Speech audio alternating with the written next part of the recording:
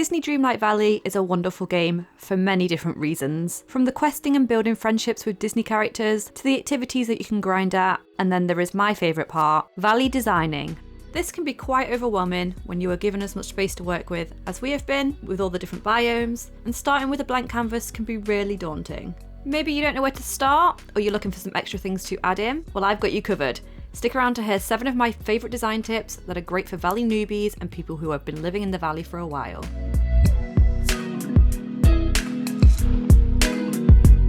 Number 1 is keeping the naturally spawned material spots. And by that I mean the logs in the Forest of Valor, the bones in the Sunlit Plateau, the giant mushrooms that spawn throughout the glade and the rest of the valley, the ice blocks in the Frosted Heights, and the sea debris on Dazzle Beach. Unfortunately, we can't control where these land, but new spots spawn every single day.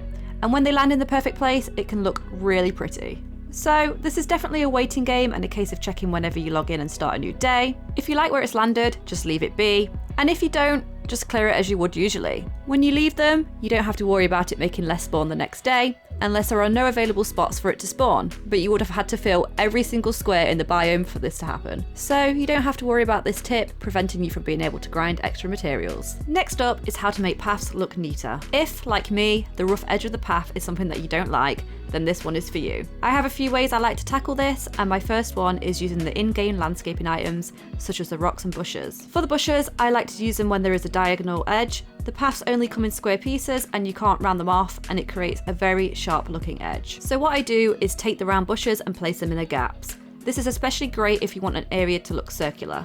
I also really like to mix up the colour of the bushes too, rather than sticking to the ones for each particular biome, as it adds a nice variation. For the rocks, I use these to line the straight pieces of the path. I take the small rocks, such as the small plaza rocks, and add it straight down the length of the path, alternating the way it faces each time. Bear in mind though that you cannot run over these rocks, so if you have an area that you need to access, make sure to leave a small gap so that you can get into there. This leads us on to the next tip, which is using drop materials. Now, materials can be a grind to gather, so this is one you may want to save until you are further into the game and have an abundance of materials that you can spare. And don't forget to also take advantage of Kristoff's stall every day too. But this is another great way to cover the edges of the paths, or just add natural decorating to the biomes. And the best part is, you can run over drop materials. My favourite material to use has to be the sand on Dazzle Beach. It's a great way to add natural looking piles of sand to any path, to make it look like the sand has been kicked onto it. I use this in an area to line a path and mixed it with the rocks like in the previous step, to add variation and make the path accessible without having to leave any gaps. I also use this method between this rocky terrain tile that I found in Scrooge's store that has the perfect gaps to add these sand piles into. When you are dropping your materials to place, make sure to separate them into piles of 1 and drop them individually. Otherwise, the game will just drop however many that you have as one big pile. Then, just drag them wherever you want using the Valley Design menu. It's really that easy. However, also be aware that any dropped materials do contribute to the Valley item limit. Following on from this point for tip number 4, you can also drop food items and crops to use in your decorating. This is a great way for any tables or food stalls and a great way to make them feel more realistic. I even made this Mad Hatter tea party scene by dropping a bunch of different cakes I had cooked and even some butter to bulk out the table and give it the perfect vibe for a chaotic tea party. Outside of Mickey's house, I dropped a pumpkin and a food item onto this table to create a little picnic space with an autumnal vibe. This is a very simple but effective way to add something extra to your valley. For number 5, we have Scrooge's store.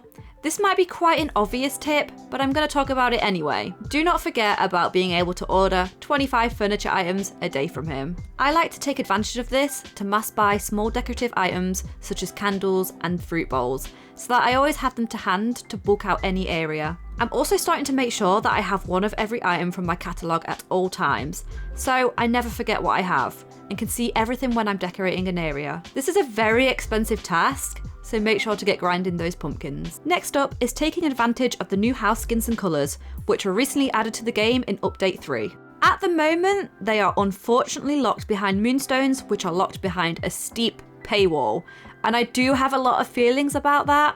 However, this video is not about that, so I'm not going to talk about that today. But I can't deny that they are incredibly pretty, and we can at least still change the default house colour for free. The ones in the shop change every week at this point in time, and recently we have had the castle and the purple cottage, which is the one that I caved and got with some of my founder pack moonstones. And I'm so glad that I did.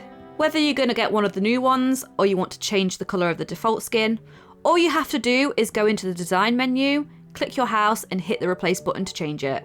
This can really change the feel of an area that your house is in and match the biomes a lot better than the default yellow colour does. I really do hope that we get to see some skins added to the star path in the future, but definitely have a think about what vibe you would like your house area to have before blowing all your moonstones at once, because it is so easily done with the options that we have been given so far. And finally, don't restrict your landscaping items to the biome that they come from.